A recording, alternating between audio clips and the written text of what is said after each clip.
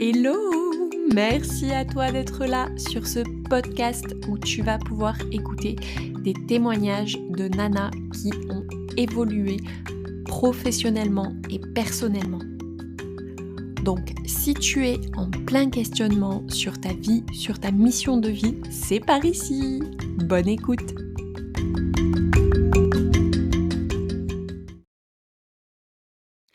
Alors bonjour à tous et bonjour Juliette. Aujourd'hui, sur ce podcast, ça commence bien. Je reçois Juliette qui va nous parler de son parcours professionnel et pourquoi elle est arrivée là. Et je pense que ça va intéresser beaucoup de femmes ce sujet. Bonjour Juliette. Alors dis-moi Juliette, qui est Juliette? Peu de gens le savent vraiment. Allez, dis-nous-le en exclusivité rien que pour nous. Aujourd'hui, Juliette, je suis thérapeute holistique et j'accompagne les femmes à se reconnecter à leur corps, à apprendre à l'écouter et écouter ses besoins en termes de vêtements, en termes de couleurs, de matière et de coupe pour construire une garde-robe que j'appelle intuitive.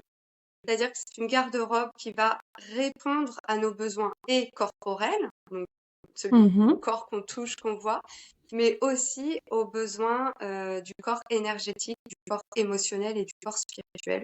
Donc là, on touche un peu à des choses un peu plus subtiles. Et notre vêtement va être comme une seconde peau qui va venir porter et supporter tout notre être.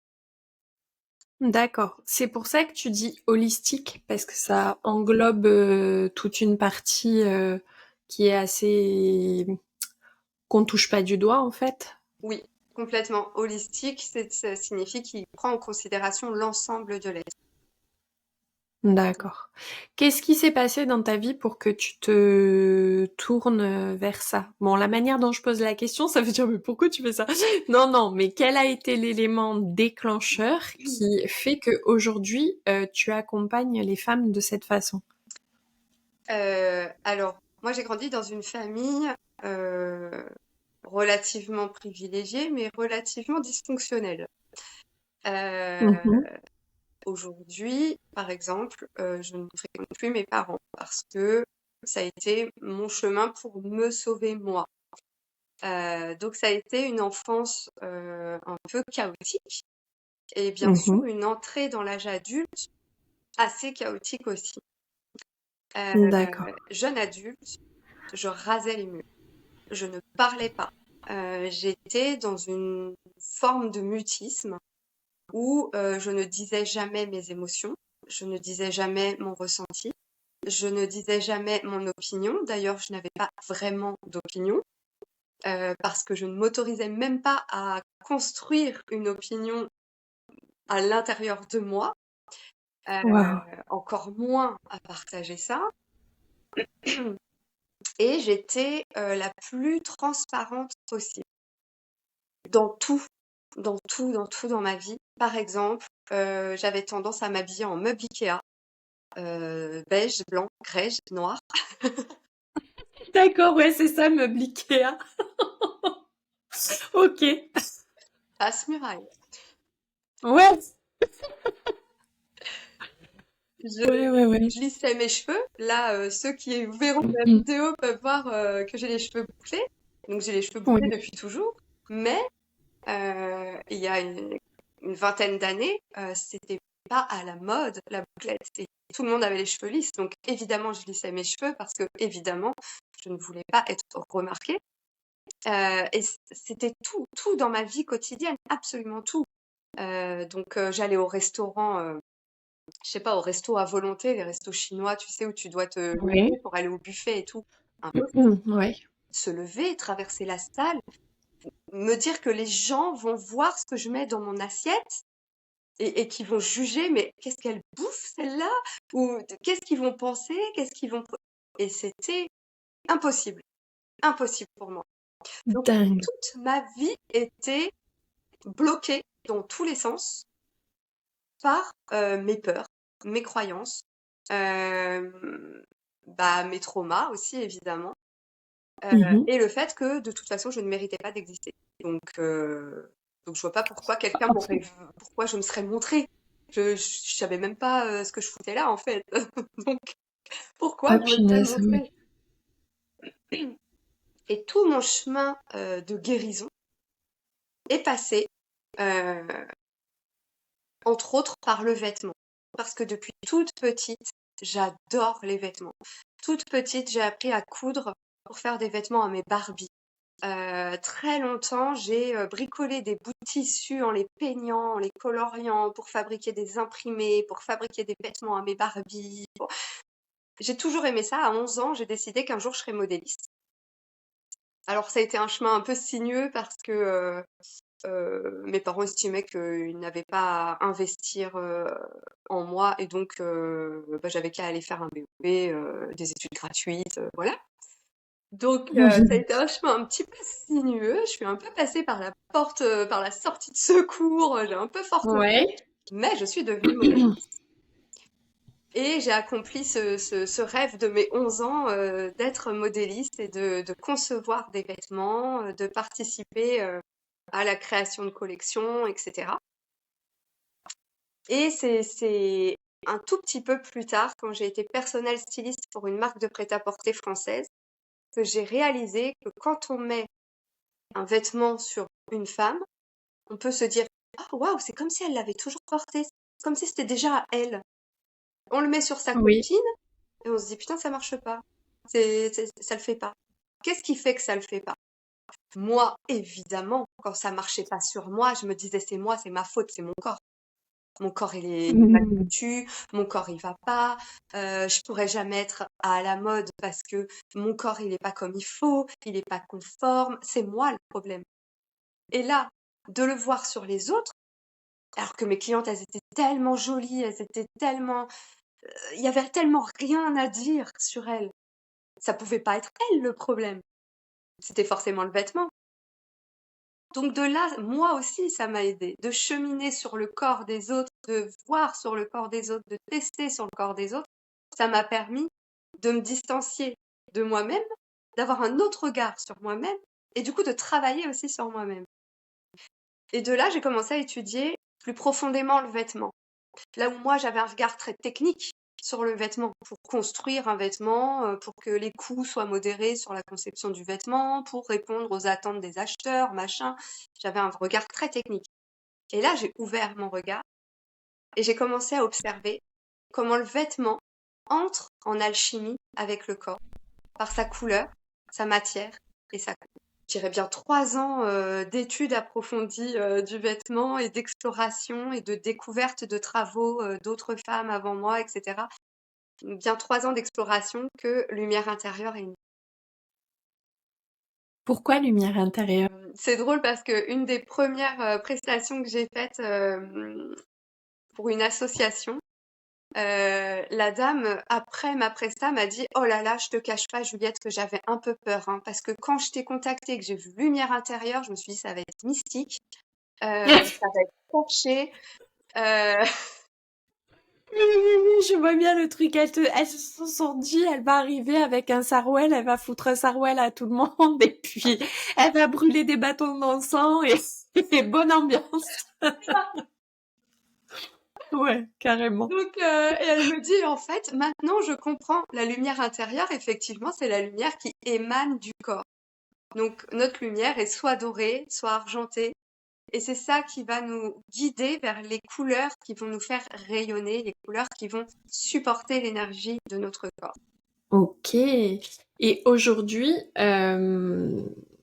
tu as fait un parcours professionnel pour en arriver à tout ça. Est-ce que dans ton parcours professionnel, est-ce que tu as eu des anomalies à traverser pour arriver là où tu en es aujourd'hui ou pas du tout? Les anomalies. Ouais, ouais. Par exemple, une aventure, quelque chose qui t'a fait cliquer, de dire ben moi je vais faire ça et je vais avoir le courage de le faire. Est-ce que tu t'es lancé parce que tu as toujours voulu le faire ou est-ce qu'il y a eu à un moment donné de ta carrière un événement qui a fait que tu t'es dit, bon, allez, Salariée, j'étais cadre dans un grand groupe je cachais pas mes ambitions au sein de mes équipes voilà, j'avais le projet de continuer mon évolution au sein du groupe. J'étais très mince, le terme me revient plus. vocal? Non, corporate. J'étais hyper corporate. J'étais à fond. D'accord. Mon entreprise, c'était ma famille. Enfin voilà, j'étais à fond.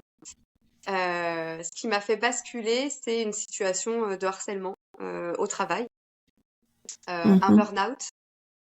Et là, je me suis dit, ok, je peux pas quand qui fonctionne pas, il faut que je trouve ce que c'est. Et la deuxième bascule, ça a été une expérience juste avant le Covid, où on est parti en trek dans le désert avec mon mari. Et pendant ce trek, j'ai perdu le bébé que j'attendais. Donc j'étais à 3 mois de grossesse et en méditation, parce que j'ai commencé la méditation quelques années avant, et en méditation, j'ai compris que ce petit être ne s'incarnerait pas, qu'il ne naîtrait pas.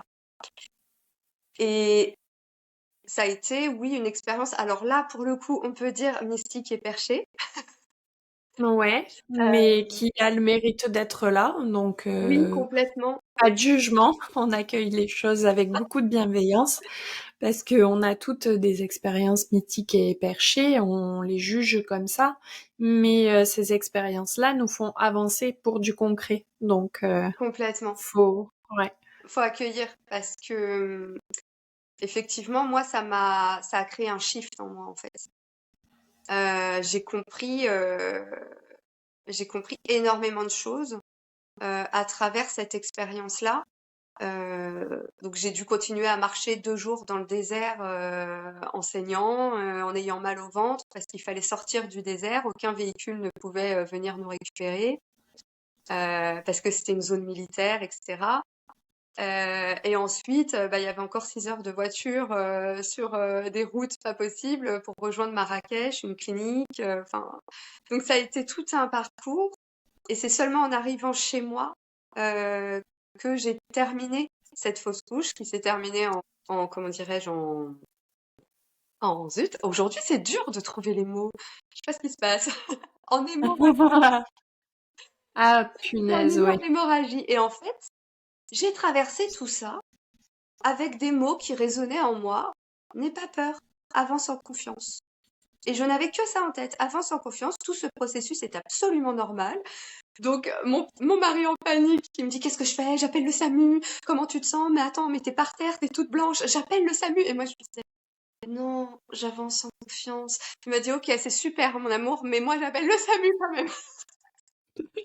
Non, j'avance en confiance, mais qu'est-ce qu'elle fait? Qu'est-ce qu'elle a fumé pour être comme ça? Mais heureusement que tu as eu cette réaction-là.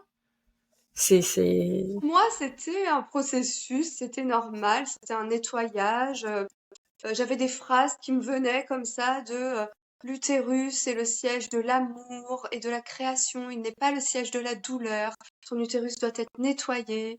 C'était un grand reset à l'intérieur de moi. Enfin voilà, c'était tout un truc.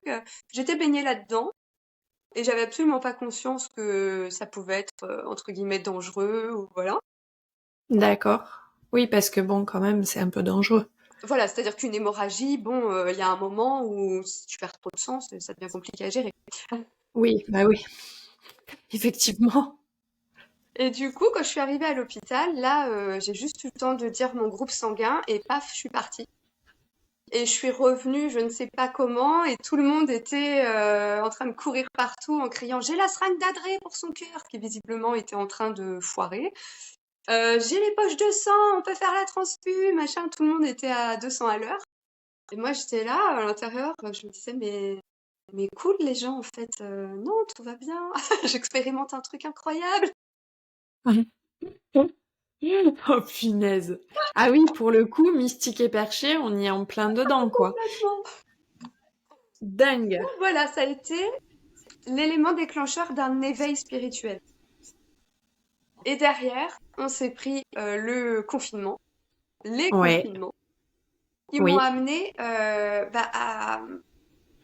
à être beaucoup plus dans une slow life, comme des millions de gens, Oui. et embrasser la nature autour de moi, reconnecter, mettre les mains dans la terre, faire un potager, regarder les légumes grandir, et, et être dans ce truc profond qui est dans notre ADN, d'être humain, d'être en relation avec notre environnement, de faire un avec l'environnement. Ce qu'on n'a absolument pas le temps de faire quand on est à fond dans faut que je sois productif, je suis hyper corporate, je suis hyper ambitieuse, je veux monter ma carrière, je veux de l'argent, je veux ci, je veux ça. On n'a pas le temps en fait. Et là, d'un coup, j'avais le temps. Et ça m'a chamboulée, ça m'a Ouais. transformée, ça m'a ouvert. Et j'ai cette image d'un espèce de petit lotus là, qui était tout fermé, tout rabougri, tout petit, et qui s'est épanoui. Et ça m'a profondément transformée et ça m'a autorisée à créer cet accompagnement et à assumer que, à la fois, je peux être très carrée et très sérieuse et très compétente, Pragmatique. voilà, Ouais. et très terre à terre, et à la fois reliée, connectée, à l'écoute, dans le ressenti, et que les deux sont pas, il n'y a pas de dichotomie en fait entre les deux. Et tu peux être Non, c'est... spirituel sans Sarwell. Tu peux être spirituel sans Sarwell. Ça va être le titre de ce podcast. Mais clairement, oui, nous les femmes, on a ce truc de se dire où on est Wonder Woman, businesswoman, à fond, totalement pragmatique et tout ça, et être spirituel, c'est pas un gros mot. Et être professionnel, pragmatique, c'est aussi être spirituel. Être spirituel, c'est avoir le temps de se poser les bonnes questions, et souvent quand on a le temps de se poser les bonnes questions à soi-même, eh ben, on ose les poser à nos clients et à nos clientes. Et c'est ce qui fait toute la différence entre nous et un homme. Tu dirais du coup que c'est pas tu dirais, c'est une question que je me pose. Les femmes qui te contactent, elles passent une fois qu'elles sont entre tes mains, elles passent par quelle phase? Quelles sont les différentes phases de ton programme? Alors, justement, je suis en plein chamboulement de mon programme qui jusqu'à présent se passait sur une journée complète pour découvrir son profil, construire sa boussole, comprendre les couleurs, les matières et les coupes de vêtements qui répondent aux besoins du corps. Et ensuite, il y avait un suivi sur 2 mois par WhatsApp, où là, elle pouvait Mhm. bombarder et me poser toutes les questions qu'elle voulait, envoyer des photos des pièces sur lesquelles elles avaient des doutes ou poser des questions sur la boussole, tout ce qu'elles voulaient. Et là, je lance un programme qui s'appelle Incarnation, qui est sur 3 mois. Et là, c'est de l'intensif sur 3 mois. Je suis D'accord. dans la poche de ma cliente grâce au téléphone. Ouais. Donc, elle a sa journée en présentiel pour découvrir son profil. Elle a une visio dans le premier mois pour faire un point sur ses avancées. Ensuite, elle a des outils pour faire son treat dressing, plus une visio treat dressing. On part en shopping, donc 3 heures de shopping accompagné. Euh, Encore une visio pour faire le point et préparer le photoshoot qu'elle a à la fin de ces 3 mois avec une amie thérapeute, photothérapeute, qui fait un travail extraordinaire. Où là, D'accord. c'est 1 heure et demie de shooting en pleine nature avec 3 tenues. Et ensuite, elle a un débrief d'1 heure avec la photographe pour recevoir ses photos. Et là, voilà, elle a un pack ultra complet où la Mais complètement. transformation, elle est hyper poussée. Par le vêtement, et puis ensuite le terminer par ce reportage photo, par l'image, ça permet en fait de vraiment, pardon, de vraiment avoir sous le nez ce que ça rend, Ouais. et vraiment de se dire De revenir c'est sur les photos incroyable. d'avant où Oui, souvent on est en meuble Ikea. on rate le Oui. mur. Et la photo après, où là, on se révèle. Et oui, ouais. Oui, mais alors, encore une fois, ça c'est génial et c'est aussi, il y a les femmes qui te contactent, c'est parce qu'elles ont décidé, à un moment donné, de se donner l'autorisation de faire et d'être et de paraître.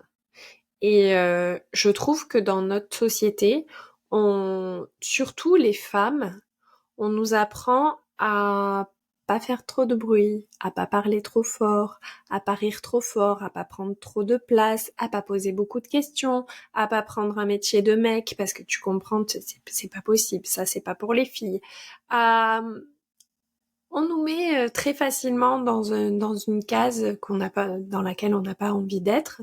Et du coup, dans la vie de tous les jours, c'est encore plus difficile, c'est encore plus besogneux d'arriver à un niveau où tu te dis non mais attends, moi j'ai envie de ça, je vais avoir ça. Et puis j'ai pas besoin de me justifier. Je veux ça parce que ça c'est moi. Mm. Ce podcast t'a plu ? Merci d'avoir été là, merci de l'avoir écouté jusqu'au bout. Et pour ne rien rater, clique sur 5 étoiles et abonne-toi. À la semaine prochaine.